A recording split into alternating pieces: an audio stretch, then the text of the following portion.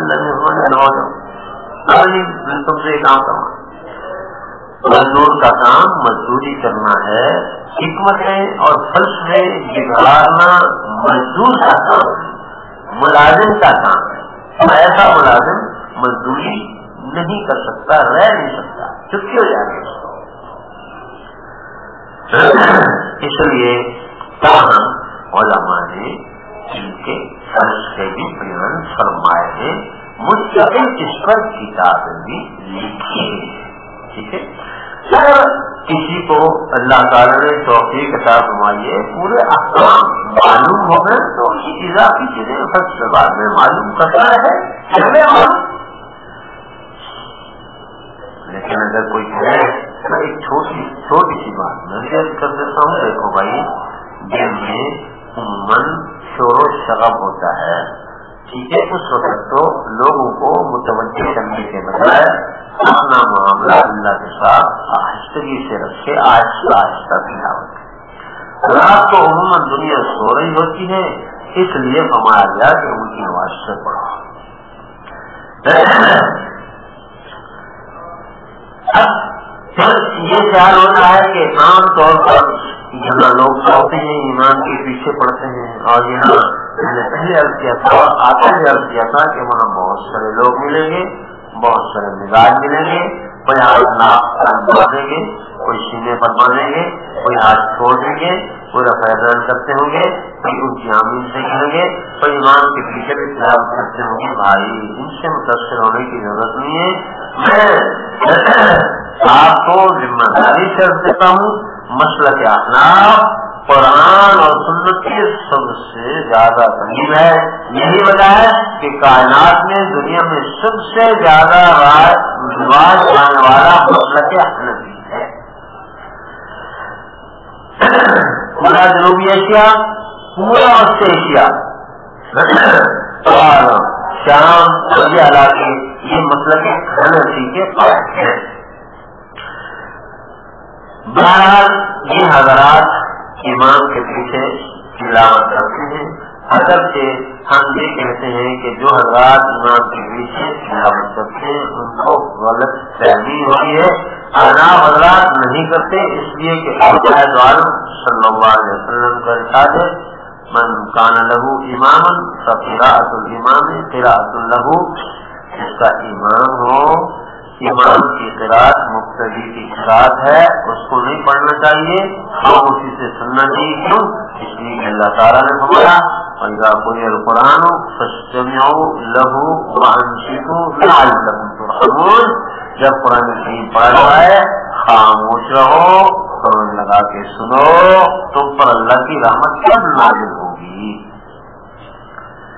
تو اور پھر دیکھو یہ بدیہیات میں سے مشاہدے کی چیز ہے, اس پر کسی دلیل قائم کرنے کی ضرورت نہیں ہے. جب کوئی وقت کہیں ملنے کے لیے جاتا ہے تو وقت ایک آدمی کو اپنا متکلم بناتا ہے, ترجمان بناتا ہے, وہ بات کرتا ہے. سارے بیک وقت اگر باتیں شروع کر دیں تو جس سے بات کی جا رہی ہوتی ہے وہ کہتا ہے نہیں تم اپنے سے کام بھی لو, سارے بولنے لگے ہو, ایک تو بولے چہچا رہے ہو, کس کی سنوں گا. تو ہم سارے باجماعت سے نماز پڑھتے ہیں, اللہ تعالیٰ کی خدمت میں باجماعت اپنی معروضات پیش کرنے کے لیے حاضر ہوئے ہیں. ایک کو ہم نے اپنا متکلم بنایا ہے, وہ کلام کر رہا ہے, اور باقی سب ہم اس کی تائید کرتے ہیں, آمین کہہ کے ہم اس کی تائید کرتے ہیں. اس لیے جب امام تلاوت کر رہا ہو تو سننے توازن بھی مرحلہ بھی مقتدی تلاوت نہیں کرتا اور خاموش رہتا ہے, اور اس کے ساتھ حامی کہہ کے امام کے مدعا اور اس کے کلام کی تصدیق کرتا ہے. یہ چند باتیں بھی جو عام طور پر پیش آتی ہیں, اس لیے میں نے عرض کر دی ہے. آگے چلتے ہیں. 8 ذوالحجہ کو انشاءاللہ یہاں سے ہم حج کا احرام باندھیں گے. 8 ذوالحجہ کو حج کا احرام باندھیں گے. حج اللہ تعالیٰ نے اس کا دوسری نعمت بنائی ہے کہ حضرت صلی اللہ علیہ وسلم فرماتے ہیں الحج للہ، اس نے اللہ کے لیے حج کیا. ولم یرفث، اور اس میں کوئی گندی بات نہیں کی.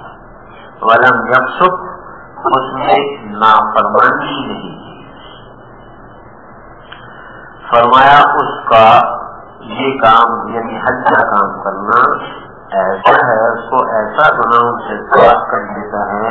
فرمایا کہ جب وہ لوٹتا ہے ایسے لوٹتا ہے ایسے کیوم ولدتہ امہ، جیسے آج وہ ماں کی پیٹ سے پیدا ہوا ہے. جو نومولود بچی کے ذمہ جس طرح کوئی گناہ نہیں ہوتا، اس آدمی کے ذمہ بھی کوئی گناہ باقی نہیں رہتا. صلی اللہ علیہ وسلم کا ارشاد علامہ منذری نے تفسیر میں نقل فرمایا ہے اور اشتیاق نے بھی فضائل اعمال میں نقل فرمایا ہے. آقا دو عالم صلی اللہ علیہ وسلم فرماتے ہیں کہ جس آدمی نے حج کیا، جس آدمی نے حج کیا، فرمایا وہ آدمی اپنے گھر والوں میں سے 400 افراد کی شفاعت کرے گا. اور نبی کو شک ہوا ہے الفاظ میں کہ الفاظ یوں ہی ہے کہ 400 گھرانوں میں سے اس کی شفاعت قبول کی جائے. اتنا بڑا اونچا عمل ہے، اتنا بڑا اونچا عمل ہے. 400 آدمیوں کی شفاعت کرے گا. اتنا بڑا عمل ہے حج کا، لیکن اس کو مشروط کیا گیا کس کے ساتھ؟ من حج للہ، حج کرے اللہ کے لیے. اللہ کی شرط لگا کے اس بات کی طرف متوجہ فرمایا گیا کہ کسی اور غرض سے حج نہ کیا ہو. اتنا بڑا اعزاز ملے گا تب جب محض اللہ کی رضا کی ہو. اگر حج کیا اس لیے کہ لوگ کہیں گے حج کر لیا ماشاء اللہ، شہرت ہو جائے، ریا کے لیے، دکھلانے کے لیے، شہرت کے لیے، حاجی کہلانے کے لیے، یا اس لیے کہ حالات خراب ہیں. آج کل جو ہے نا ہمارے پیچھے لوگ لگے ہوئے ہیں کہ ہر حج پہ ہی چلے جاتے ہیں، اتنا دن تو آرام سے رہیں گے نا. یہ بھی اللہ کے لیے حج نہیں ہے، یہ بھی اللہ کے لیے حج نہیں ہے. طبیعت بہت خراب ہے، بیمار چل رہا ہوں، چلو بھائی آپ وہاں بدل جائے گی، حج پر چلے جاتے ہیں، یہ بھی اللہ کے لیے حج نہیں ہے.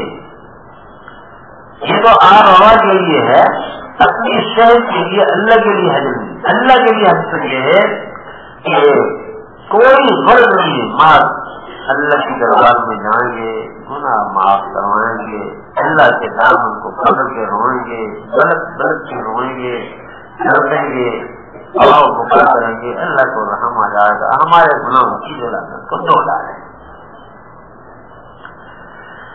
تو پہلی بات کہ نیت کی اصلاح ہونی چاہیے، اللہ کے لیے ہونا چاہیے. اب تک اگر خدا نہ کرتا کسی نے اپنی نیت کی تصحیح نہیں کی تھی، بھائی تو نیت صحیح کرنا. اگر گناہ معاف کروانے ہیں، اگر 400 آدمیوں کے حق میں شفاعت کا اعزاز حاصل کرنا ہے، تو اگر جنت لینی ہے، اگر گناہ معاف کروانے ہیں تو پہلے نیت ٹھیک ہے.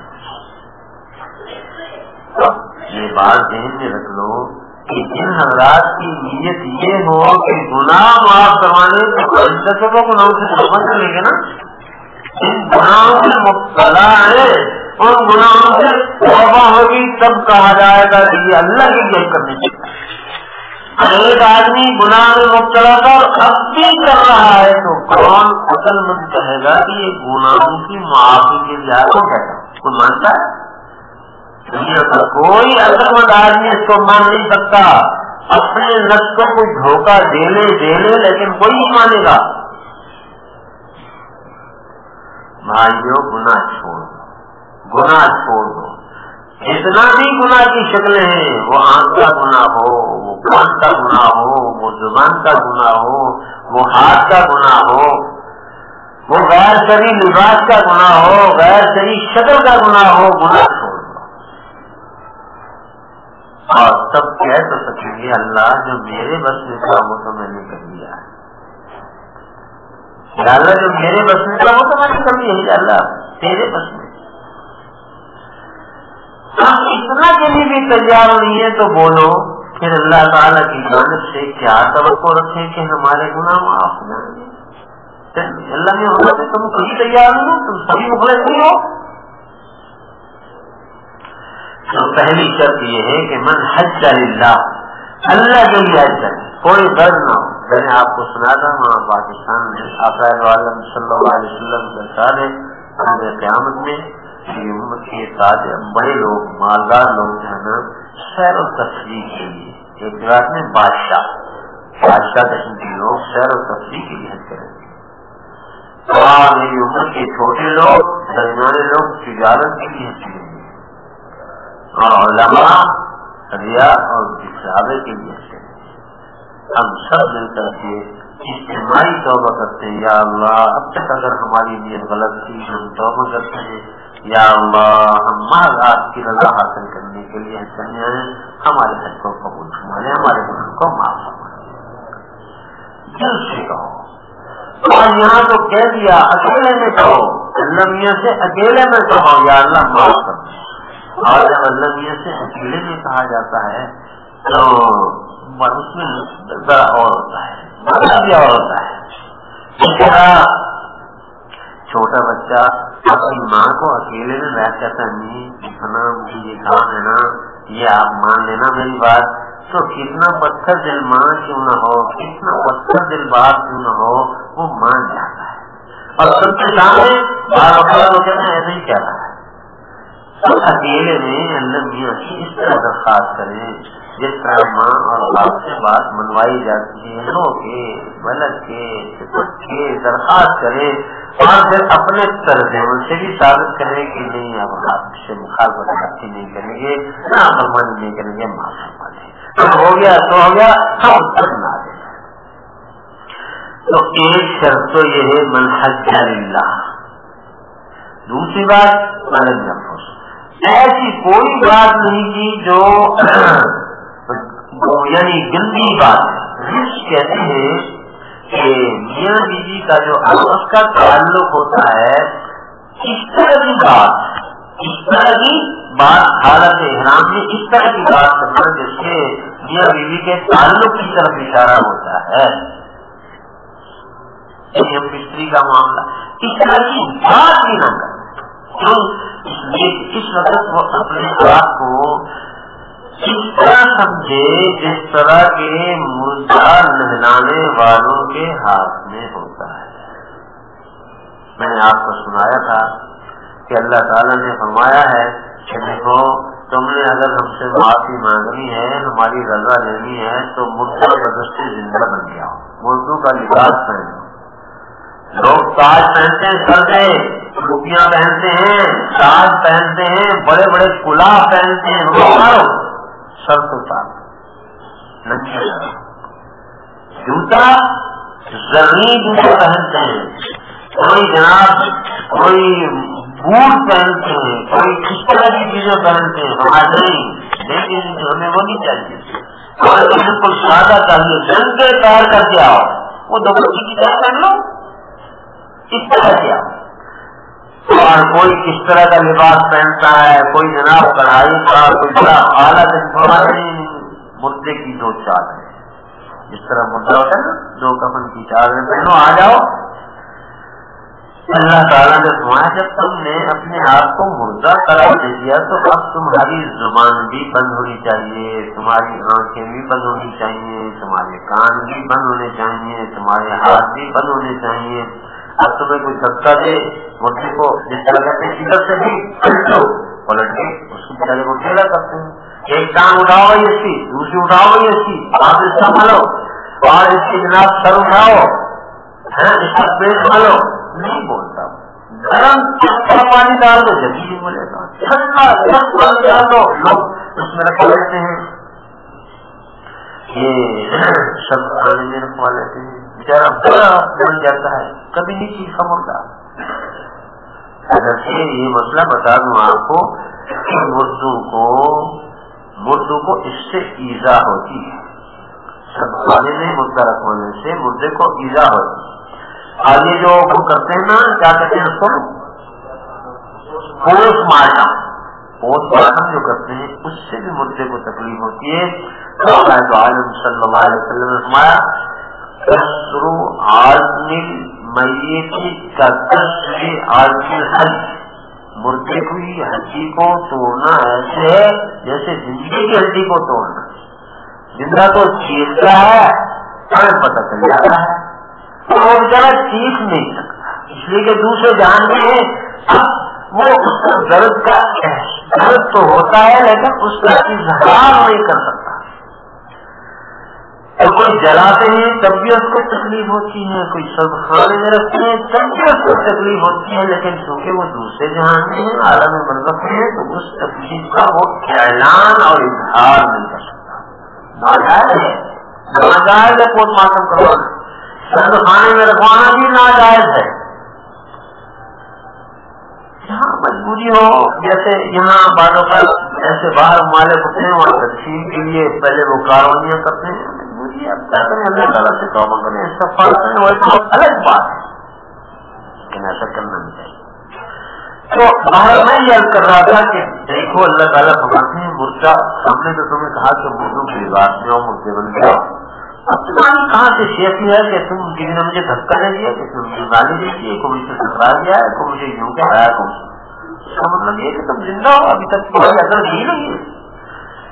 آج میں رکھا تھا لڑکی میں نالی میں رکھا تھا دم کو، بچے کی دم کو کہتے 100 سال بعد نکالا تو لڑائی کے گرا، تو اس کا مطلب یہ ہے کہ وہ اس نے سیدھا ہونے کا فرض ہی نہیں دیا۔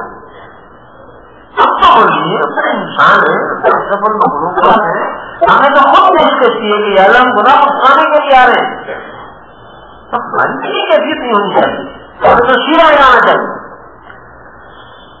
تو ہمارا دیکھو جو جائز کام تھے، جو جائز کام تھے، میاں بیوی کے ساتھ میاں بیوی کی باتیں کرنا جائز ہے، بلکہ بعض اوقات مستحب ہے، بلکہ بعض اوقات وہ صرف حقوق میں داخل ہے، جب وہ حقوق کی ادائیگی نہیں کرے گا اللہ مجرم ہوگا، لیکن جب کے لیے آئے احرام باندھ لیا، اب جائز جب ناجائز ہو گئے تو ناجائز کہاں سے جائز رہیں گے، ناجائز ہو۔ حج کا ثواب تو تب ملے گا، مکان اور منظر تو تب ملے گی، اللہ تعالیٰ کے یہاں قرب تو تب ملے گا جب یہ کام کر لیا جائے کہ جو شریعت نے کہا کرو وہ کرنے ہیں، جن سے روکا ان سے رک جانا ہے۔ اور تیسری بات ولم یسب، کوئی چھوٹی سے چھوٹی اور بڑی سے بڑی اللہ تعالیٰ کی کوئی نافرمانی اور حکم پوری نہیں کرتی۔ ہم نے احرام بھی باندھا ہوا ہے، ہم داڑھی بھی منہ نہیں، ہم نے احرام بھی باندھا ہوا ہے، ہماری تلوار بھی کپوش سے کیا کہتے ہیں کیبن ہمارا ختم سے نیچے ہے، ہم نے احرام بھی باندھا ہے، ہماری ناک بھی کھلی ہوئی ہے، ہم نے احرام بھی باندھا ہوا، ہم لڑ بھی رہے ہیں، احرام بھی باندھا ہوا ہے اور میدان عرفات میں مینار کے گھر سے جیت سے بھی کر رہے ہیں۔ تو بھائی یہ احرام تو نہیں ہے، اللہ کے تو ہماری کوئی حکم قبولی نہیں کرنی، لیکن ہم سب کچھ کر رہے ہیں، تو کیا چاہیے، یہ اعزاز ملے گا نہیں، یہ اعزاز نہیں ملے گا۔ اس لیے میرے بھائیوں حج کو قیمتی بناؤ، حج کو قیمتی بناؤ۔ جن لوگوں نے اس انداز سے حج کیا، ان شرائط کی پابندی کر کے حج کیا، احرام باندھا اور احرام میں اپنے آپ کو اس طرح رکھا جس طرح رکھنے کا حق ہے، انہوں نے اس طرح حج کیا اخلاص کے ساتھ، تو عجیب بات ہے کہ پھر اللہ تعالیٰ ان کو دنیا میں دکھا دیتے ہیں کہ آگ نہیں چھوڑے۔ قاضی اعظم نے اپنی کتاب شفا ہے اس میں لکھا ہے کہ ایک قبیلے والوں نے اپنے مخالف کو قتل کیا، اور وہ قتل کرنے کے بعد चाहते तो आग में जला दे। आग लगाई उनको, आग लगाई तो आग ही न पकड़े, लगाते हैं आग लगाते हैं लेकिन आग लगी ना उसको। फौलानी एक बुजुर्ग थे, उनके पास वहाँ लोग गए, उन्होंने कहा साहब सलाम कबीले के लोगों ने आदमी को मार दिया, उसको आग लगाने और आग नहीं लग रही, हमारा लगता है उस शहीद ने हज किए होंगे 3 हज किए। मुझे हदीस पहुंची है, हुजूर सल्लल्लाहु अलैहि वसल्लम का इरशाद पहुंचा है कि जिस आदमी ने पहला हज किया उसने तो फर्ज अदा किया, जिसने दूसरा हज किया उसने अल्लाह ताला को फर्ज किया, और जिसने तीसरा किया उसने अपने बाल खाल जिस्म को जहन्नम की आग से बचा लिया। इन शराइत के साथ बड़ी हज करेंगे तो अल्लाह ताला इंशाअल्लाह हमें निकालेंगे। बस आज में इन्हीं मालूमात अपनी गुजारिशात को खत्म करता हूँ।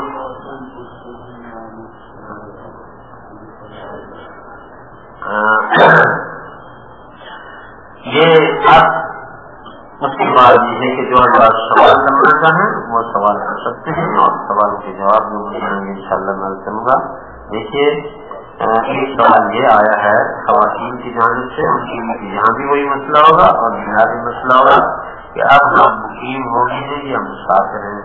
जब तक हम ईमान के पीछे हैं तो जो इमाम पढ़ेगा, चाहे इमाम यहाँ के मुकीम है तो हम मुकीम वाली नमाज पढ़ेंगे। और अगर हमें अकेले में नमाज पढ़नी पड़े तो हम पूरी नमाज पढ़ेंगे या पूरी नमाज पढ़ेंगे, कसर करेंगे या पूरी।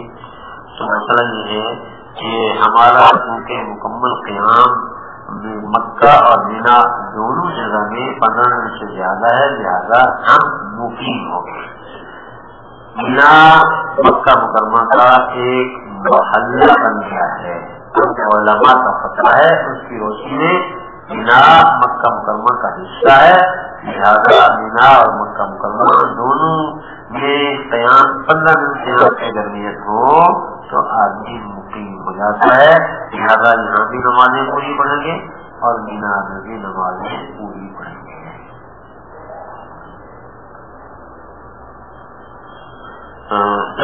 फिलहाल मुईन की वालदा की तबीयत खराब है, जिससे एहतियाती के लिए दुआ की अल्लाह ताला से। और किसी को पूछना तो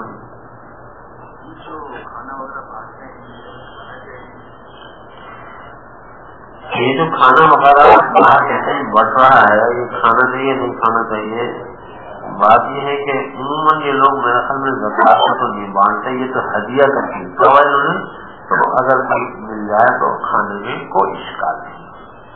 गरीब भी खा सकता है, अमीर भी खा सकते हैं, उनकी जानिब से हदिया है, लिखा हुआ है, बाकायदा उसमें लिखा हुआ है। ये एक अलग मसला है। ये फरमाते हैं कि सुना है जो खाने वगैरह होते हैं इनमें जो गोश्त होता है वो धक्के का होता है। ये तो मुझे मालूम नहीं है कि धक्के का होता है या किस चीज का होता है, लेकिन बहरहाल अगर ऐसा अंदेशा है तो एहतियात करना चाहिए।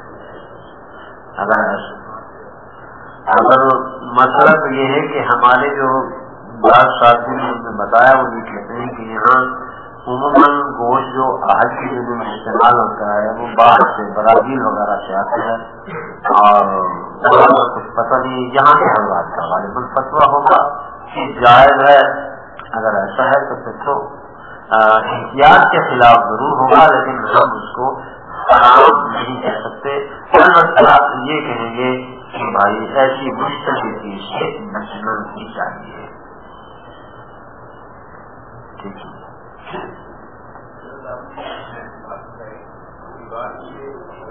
मसला है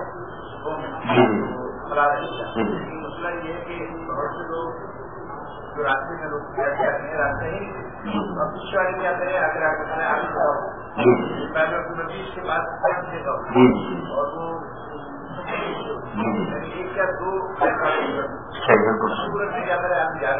बात ये है, ये जो ये हमारे कुरैशी साहब ने जो मसला उठाया है ये वो इत्तिसाल वाला मसला है।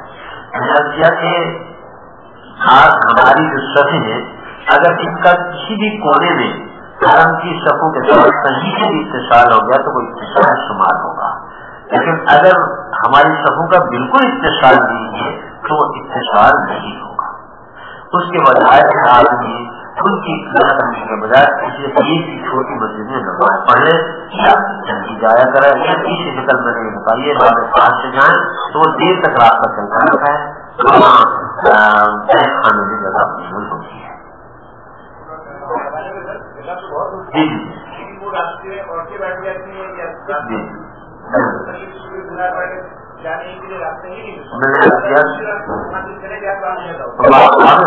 سے تو ایسا ہوتا ہے سے عمر سے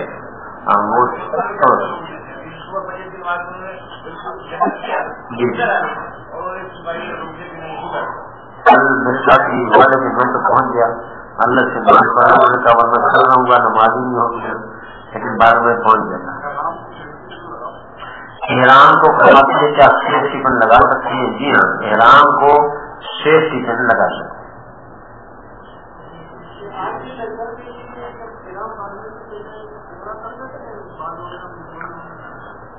دیکھو 8 ذوالحجہ سے پہلے بات یہ ہے کہ جن لوگوں نے پہلے عمرہ کیا ہوا ہے اور وہ سمجھتے ہیں ان کو دوبارہ عمرہ نہیں کرنا چاہیے، مسئلہ یہی لکھا ہوا ہے 8 ذوالحجہ کو احرام باندھ کر کے حج کا حج کیجیے گا۔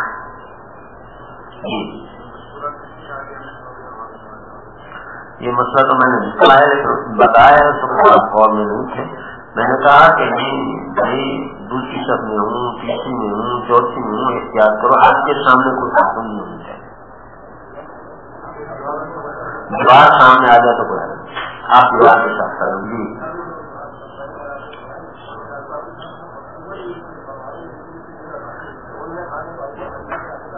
بالکل صحیح ہے مجھے ایسی صورت میں ایسا وہ کر لیں، کوئی سہارا ڈھونڈ لیں، پیچھے آ جائیں جہاں آگے کوئی وہ ہو، یا کوئی سترا رکھ لیں، کوئی لکڑی رکھ لیں، یا وہ جیسے وہ چھوٹے چھوٹے انہوں نے دیواریں بنائی ہوئی ہیں یا کوئی ڈنڈا سا ہو اس کے پیچھے کھڑے ہو گئے آپ، کوئی بات میں نہیں کہہ رہا ہوں کہ اگر کسی بھی اتصال ہو گیا اس بار عمرہ کی جانب سے اگر ان سبوں کا اتصال ہو گیا تو اتصال استعمال ہوگا۔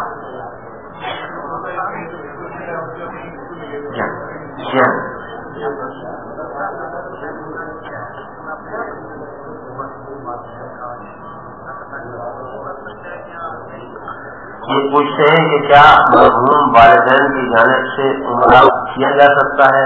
بالکل مرحوم والدین کی جانب سے یہ اشارہ ثواب کے لیے عمرہ کیا جا سکتا ہے، کچھ نہیں اتنا کریں۔ اس میں ایک مسئلہ ہے، جو حضرات کسی خاص فرد کے لیے عمرہ کرنا چاہیں اور وہ یہ نیت کر رہے ہیں کہ میں فلاں کی جانب سے عمرہ کرتا ہوں، تو اگر وہ پہلے نیت کریں گے کہ فلاں کی جانب سے عمرہ کرتا ہوں تو عمرہ ثواب اس ایک ہو جائے گا، اور اگر وہ یہ کر لیں کہ عمرہ اپنی جانب سے کر لیں عمرہ کر لیں تو پھر کہیں یا اللہ کہ میں نے عمرہ کیا ہے اس کو قبول اور اس کا ثواب میرے ابا جان، میری اما جان، میرے ساتھ، میری سسر، میرے فلاں، میرے فلاں، میرے فلاں ساتھ جتنوں کو چاہیں اشارے ثواب کرنا چاہیں کر سکتے ہیں۔ اور ذرا اچھا ادھر بھی چل رہا ہے ادھر سے ادھر بھی شروع ہو گیا۔ اچھا تو میں ایک عرض کروں تو وہ بہت سارے حضرات کو بھی اشارے ثواب کر سکتا ہے۔ ہمیں اللہ تعالیٰ سے یہی توقع رکھنی چاہیے کہ اللہ تعالیٰ ان میں سے ہر ایک کو پورے عمرے کا ثواب کریں گے، کرنے والے کو بھی پورے عمرے کا ثواب فرمائیں گے، ہمیں توقع نہیں دینا۔ اب آپ فرمائیں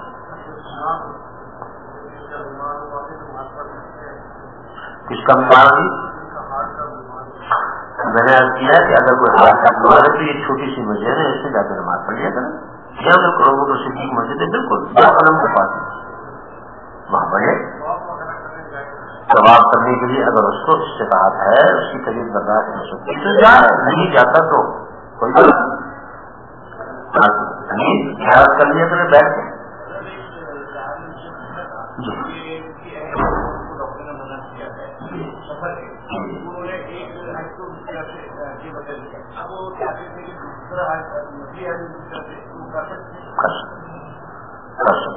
بالکل جتنا چاہیں کر لیں جی. بات یہ کہ اشارے ثواب کے لیے ثواب یا عمرے کی شکل میں عام طور لوگ پوچھتے ہیں کیا زندگی کی جانب سے عمرہ ادا کیا جا سکتا ہے یا نہیں کیا جا سکتا؟ اس میں کوئی قید نہیں ہے. زندہ کی طرف سے بھی اشارے ثواب کے طور پر عمرہ کر سکتے ہیں اور ثواب بھی کر سکتے ہیں. ایسے ہی مرحوم کی جانب سے بھی اشارے ثواب کی غرض سے عمرہ اور ثواب کر سکتے ہیں.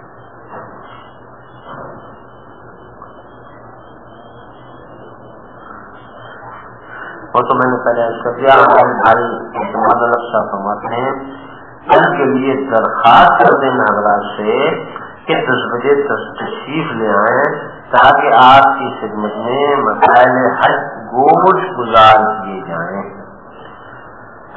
اگرچہ آپ کو آتے ہیں یہ مسائل لیکن بہرحال ہمارا بھی فرض ہے کہ ہم آپ کو اپنا سبق سنائیں کہ ہم نے سبق ٹھیک سے یاد کیا یا نہیں کیا. آپ کو تو آتے ہیں نا, ہم نہیں کہتے کہ آپ کو نہیں آتے, آپ کو آتے ہیں. ہم نے آپ کو سبق سنانا ہے. آپ سے درخواست ہے کہ وقت سے تشریف لے آئیں, ہمارا سبق سنیں اور پھر اس سبق کو پھر آپ مینار عرفات مزدلفہ میں دہرائیے, اللہ کو سنائیے سبق. آپ ہمارا سنیں پھر آپ اللہ میاں کو سنائیے. اس کے لیے جو حضرات دیر سے آئیں گے تو پھر ان کو شکایت ہوگی اور ہم تو باہر شکایت سنتے ہی رہتے ہیں. پرانے سننے کے آدمی ہیں, کیونکہ سنی ہے, سنی وہ ہے جو سنتا رہتا ہے. الحمد للہ